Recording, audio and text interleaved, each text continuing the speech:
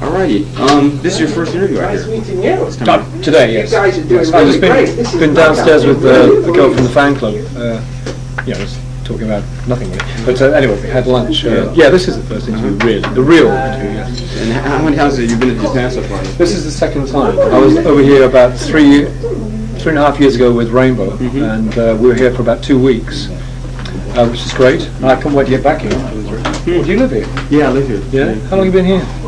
No, 5. I'm in my 5th year. Really? Yeah. I do. I obviously speak Japanese. Well, I studied in school, so Yeah. I do interpreting and translating for a living, and do interviewing on the side. Yeah. I like music. Okay. So when did you leave Rainbow?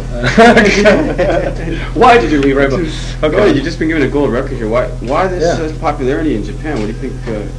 Where does it come from? Yeah. Well, it's from Rainbow, really. Mhm. Since I left Rainbow in LA, where I live, all the time we get fan letters over, what are you doing, Graham? How's the wife and kids, etc., etc. I always say that the Japanese people are the best fans in the world, and I think they are. They're always in touch with what you're doing. They always want to know everything about your life, which is really interesting. The rest of the band who aren't here just now, but I told them how they were, how the Japanese people were, and how they are like that, and they couldn't believe it. I wish the rest of the world was as fanatic, if you like, as the Japanese people. But I've had so many letters asking about my wife. They do little cartoons of my wife and little cartoons of my kid in the magazines. It's great. It's really good.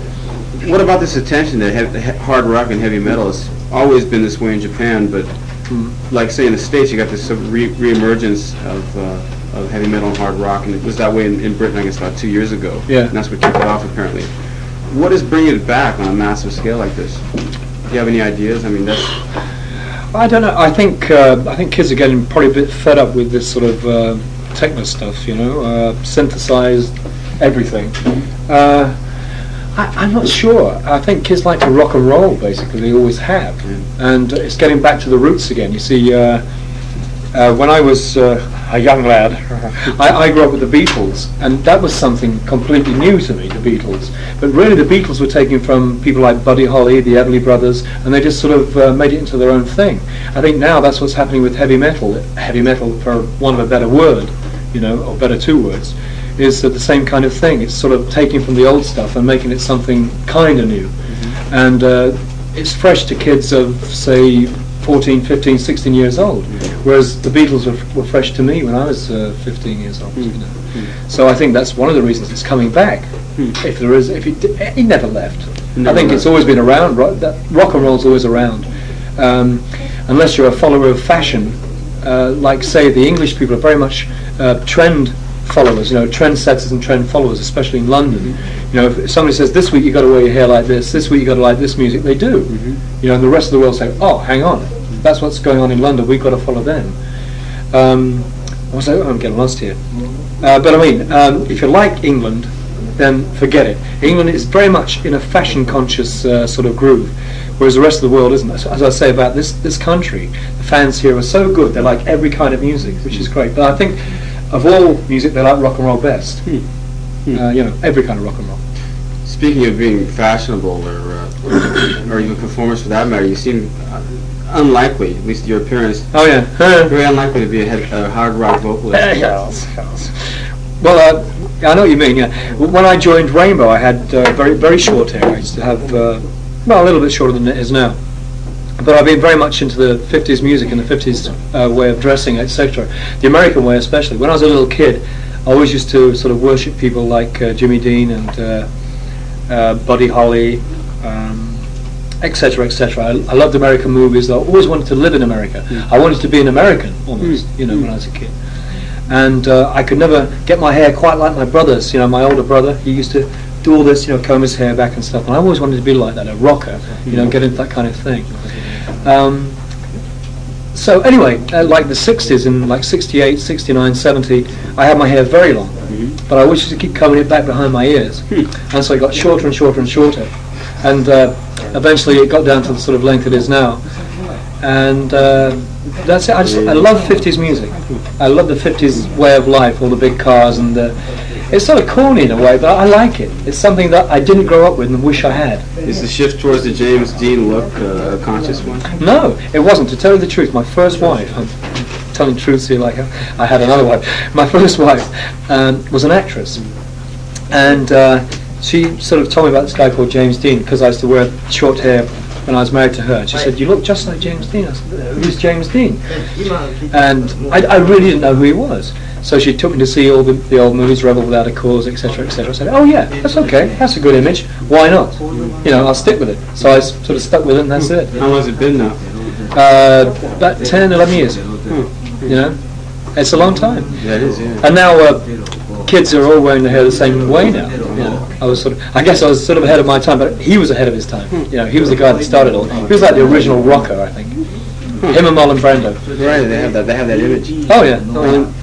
You live in LA and you've lived there for a long time now. I've been there for about 4 years. And you're starting to speak like an American as well.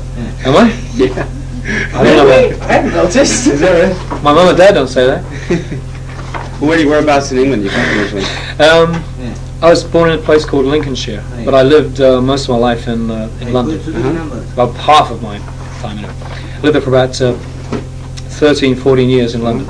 So I lost my English accent, sort of, my northern accent, I should say, which was almost like, in a way, like the Beatles accent. Very, "Hello, hey, all right," you know, very hard, and. But I always say, instead of saying glass and last and past, I still say glass, last, and past. So the American people understand me. Oh, I see. You know, that's probably why you think I've got an American accent, because it's slightly northern. Yeah. Oh, is that right? Yeah, because that's the way northern people talk. You know, they say glass, last, past. Is that right? Yeah, and they say man. My dad says man. You know, what are you doing, man? You know, it's not to be cool. It's just the way that we speak. You know, that part of England. Like some background on the band members. Your guitar players, especially, receiving a lot of attention now. Oh yeah, yeah. There's no worry. That had to happen because the guy is he's a young guy. When he joined the band, he was 19 years old, and he was sort of likened to people like Eddie Van Halen, etc., etc., which was a big boost to his ego because he's a big fan of Eddie, you know.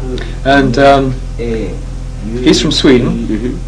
His name is Yngwie Malmsteen, and he plays great. He's very much into sort of classical music and stuff, which I am too. So we get round to writing melodies around sort of classical chords and classical riffs.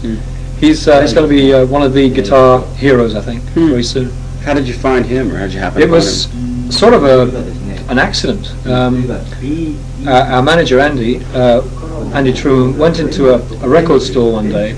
We were looking for a guitar player. We've been rehearsing, auditioning guitar players, and he went to a record store in Los Angeles, and the guy said to him, "Have you seen this band called Steeler? There's a guitar player in that has just left or something," and something like that. It's just sort of a sketchy thing. He's looking for a gig, whatever, and he said he's really good. So we had next day we had auditions next day. And we just asked this guy to come along. He didn't believe it because the day before, I think it was the day before or something, he'd been to see Ronnie Dio about the same kind of thing, about doing a gig with him. You know? And he thought it was a joke. So anyway, he came down that afternoon and he walked into the room and plugged in the guitar and started wailing away. And we all said, "Okay, that's it." You know, because we've rehearsed with lots of good guitarists, but not quite what we needed. You know, someone really raucous, rock and roll. You know. So at that time, the band had already been a formed project then. Yeah, more or less together at that point. Started off from being, you know, rehearsing in a garage to that point. That was about the beginning of. When was that, Andy? About March. March. This last year. It's taken us about, I guess, 7-8 months to get the band actually together as it is now. We're still new. We're still sort of learning about each other and getting used to playing music together. We've still got a long way to go, I think. I think the next album will be better than the one we put down now, and as we play more gigs, the music will get better. I hope. In theory, that should happen anyway. Was it a matter of you linking up with a unit, or just finding people one by one, or did somebody else start the group? It was sort of one by one. I started when I was first thinking of doing something on my own with friends from England to come over to America and just to record another album, a solo album sort of thing. And then I thought, would you please change your seat? I like it here. Is there any ice in the fridge? Can I sit down? Yeah. Looking further. Sorry, sorry everybody. I don't like this. It's too strong. Was it right? Yeah. I'm used. No, I'm used to American beer. Oh, really? Yeah, That's a shame. very much so. I think it's better for your health, though. Well, yeah. I used to drink like English beer, which is much stronger, obviously, than American beer. But anyway, where were we? We were talking about how the band became a unit. And you said you started out picking members one by one.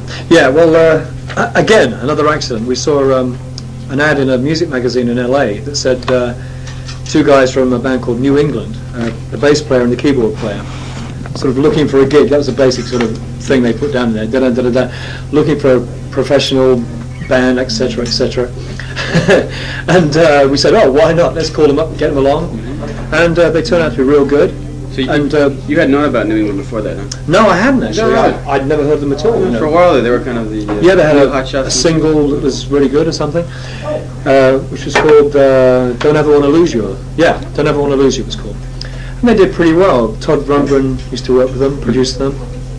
Anyway, I think their hit happened when I was living in England, I think, maybe. But anyway, I hadn't heard them. So they came around to my house and we rehearsed in the garage, for a couple of weeks, etc., etc. Went on for a while, and then we heard from a couple of friends of Andy Truman's in England, a guitar player and a drummer. The guitar player was from Nazareth, and the drummer was from Jethro Tull, and they promised to come over and about when we started the band. Let's say that they were. The band was the three of us were working in the garage, and then like 3 or 4 months later, these guys were supposed to come and join us from England. Anyway, they got a record deal, and so we're lost for a guitarist and a drummer. So that's when we sort of started searching around for guitarists, etc., and drummers. So auditions went on for a long time. Then Ingve came along. Then Jan Uvina, who was from Alice Cooper's band, the drummer. But these two guys got their own project, the two English guys got their own project going in England, doing sort of disco music, and so they started to work together and we were blown out. Yeah, they lived in England, so they wanted to stay there. It was difficult to go over to LA and start something new. I said that in the wrong order, really, but you may be able to say something. Yeah, it makes sense. It's the jet lag, It's the old jet lag. Oh. so it's all three Americans and one naturalized Swede, then, huh? Yeah, 3 Americans, a Swede, and a Brit. And a Brit. Yes. Hi. International band. Why the name Alcatrazz? Is that anything to do with Pelicans or is Alcatrazz Island? Well, it was the island. We sort of one day put names into a hat almost and drew them out. We thought of all animal names like Def Leppard, for instance, like Blind Polecat and broken-legged pigeons, Maimed beaver, like the Beatles, all animal names, Panther, Cougar, John Cougar, I thought, well, they're all hard names, but it's been done. So Gary from New England, the bass player, sort of said, well, what about the name Alcatrazz? It's a hard name, it has a sort of a hard image, Alcatrazz. And we said, why not? So we said, okay, that was it, Alcatrazz, and we put 2 Z's at the end, and that was it. That was it? Yeah. Huh. Something I think a lot of people have been wanting to know about is what really happened between you and the Michael Schenker band. Because, in my own case, I only had access to Sounds, the British newspaper, which is a real, backstabbing. I can't imagine what they said. I'd hate to read that. Well, they said some pretty horrible stuff. But I mean, what did they say? Then I can sort of. Can you just tell me what they said? They said that first of all, they talked about how you went crazy the first gig and started saying nasty things about Michael Schenker on stage. Yeah. And now he countered that by saying nasty things about you, and it all ended in everybody up in arms, and he basically walked out the back door. He did. Oh, I did. No, that's what the paper said. That's their account. Yeah. Well, I heard that too. I heard a similar kind of thing. What actually did happen? Did it end that gig or? Yes, it did end at that gig because. It's a kind of long story. I don't want to get too personal here. A lot of things happened on stage that night that shouldn't. It was very unfortunate. For instance, my fly bust. This is why I wear these now. I had a zipper pair of jeans, and the thing went. Oh, is that? Out came, brewer's droop there, which was embarrassing. That's one of the reasons I walked off stage. But what happened on the gig was I introduced the guitar roadie who plays rhythm guitar back that was behind another the big problem. Yeah, and that's where the sort of misunderstanding came around. I said, this is the guy that plays all the rhythm guitars, and I went backstage, and he wouldn't come out. The guy wouldn't come out. And so I just took my mic with me and I said, come on, Steve, say hello at least. I went, hello. Thank you, Steve. Thank you, Steve Casey. And then I walked round the front again. That was Steve Casey. He plays rhythm again. And for some reason, that was all fucked up. I see, yeah. You know, it was like Michael Schenker doesn't play guitar on the record sort of thing. I don't know. It's weird. But then I started to get strange, and the manager at that time came up to me and said, Graham, don't swear on stage. I said, what? Don't swear on stage. He said, stop swearing so much.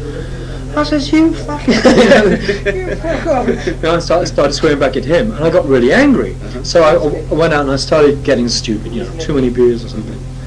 And it was just stupid. Then, as I said, my fucking zipper went. Then I couldn't go back on stage. There was no way I could go back on stage. Is that right? I was very embarrassed. I was just embarrassed. And they left me there. They went back to London. And I was left with like a couple of pounds in my back pocket to get home to London, which was impossible. Yeah. And I was lucky I had a banker's card on me. I bought my ticket and got back to King's Cross in London, and I found out that I was fired from the band. My ex-manager met me at the station, and he said, they don't want you in the band anymore. I said, why? You know, because all that night, after they'd gotten back to London, and I was in Sheffield, they kept phoning me and saying, are you okay, Graham? I said, yeah, I'm fine. Can you do, because we had a gig like the day after. I said, yeah, I'm fine. I said, I'm okay. I'm very sorry for what happened tonight. I said, it won't happen again. And I said, okay, we'll see you tomorrow. Then the manager panicked because he thought I couldn't do the next gig. He thought it would happen again, and it won't. It will never happen again. So at the beginning of that gig, you had absolutely no idea what was going to go down that night? No. Wow. No, it's just I say, you know, it happens all the time. You hear about people walking off stage or whatever. Not because of their naughty bits coming out of their jeans, but that's what happened to me. That was the finisher. You know, I said, oh Christ, you know, I just had to go. And I was going, shit. I was trying to get it back in, and people said, oh, he was playing with his cock, you know, this business. But I was just going, I've got to get it, and it wouldn't go back in, you know. And so it got very embarrassing. It was the most embarrassing time of my life, and the most disappointing time of my life for the way I acted. You know, I have no excuse for being like that, for being a bit drunk. So things are not really that bad between you and Michael now? Not as far as I know. I think a lot of it is press. You know, they make a story out of nothing. They have to make a story out. If you say, I love Graham, I love Michael, what's the story? Nothing. Nothing at all. There's got to be some fiction. But I'm sure if I saw Michael today, he would just hit me and it'd be fine. We understand they're in Japan. Yeah, you're going to rendezvous down in Nagoya. They're going to be there at the same time? Yeah. Where are they staying? I don't know. Hopefully the same hotel. It's a possibility. Anyway, it's no big deal. He seems like a pretty temperamental guy. Oh, he is. Temperamental, moody. I interviewed him once and he got really pissed because he didn't understand what I was saying. Oh, yeah? Yeah, he said, you're an American, I don't understand American English. He got very angry at me. Depends. Well, I won't say anything about it. I won't say anything about that. Well, let's leave it at that. Yeah. Okay. The video, Hiroshima Mon Amour. Yeah. What's the story behind the song and the video? I've heard on the radio and I've seen it on TV and whatnot. Is there a message there we should be picking up on? Oh. Well, I don't know if you call it a message. It's just something that. In fact, it was a film I saw called Hiroshima Mon Amour. Yeah, sure. When I was at school, it was a sort of a documentary, semi-documentary, wasn't it? Yeah. I don't really remember it that well, but it sort of impressed me at the time as a black and white thing, and it made me cry. You know, I couldn't believe that thing happened. You know, because anyway, I was impressed by it, and it's just something that's very close to me. I don't want things like that to happen ever again. Because I don't want to die in that kind of way. I don't want anyone to do anything to anybody. I don't kill the smallest thing. That's why I don't eat meat, I don't wear leather, etc., etc. I won't kill anything, because life is precious. And Hiroshima was like the biggest disaster I can think about, apart from World War I and World War II. You know, I mean, okay, World War II, that's when that happened, but I mean, a lot of English people died, you know, British people, in London, etc., etc. And I just don't want that to happen again. So I sort of researched a little bit about Hiroshima, and you know, it's just a very personal thing. It's very sad that we should do something like that. It's a very heavy metal subject too. I know a lot of songs have been written about the bomb as such, but I meant this truthfully. I'm not being pretentious by all the lyrics and stuff. I mean it. Whatever's down there. Yes, whatever's down. Yes. You heard the song. What was it we wrote then? Yeah. No, it's sad. I mean, now I can't. I can't believe it. You know, when I saw the video the first time I saw it, I know it's the band singing. We're singing the song, we're playing the song and stuff, but it made me cry. I saw it and I just. It moved me. The pictures and everything. It's you know. I would hate that to happen again. I love people. I love life. Everybody loves life. Why? You know, why should that happen? Do you deal much with these sort of social topics in the music then? Well, you know, I just sort of write basically what it's day to day. It's life. I try to write about life instead of Dungeons and Dragons. The typical thing is to write about rock to the or let's bang your head, man.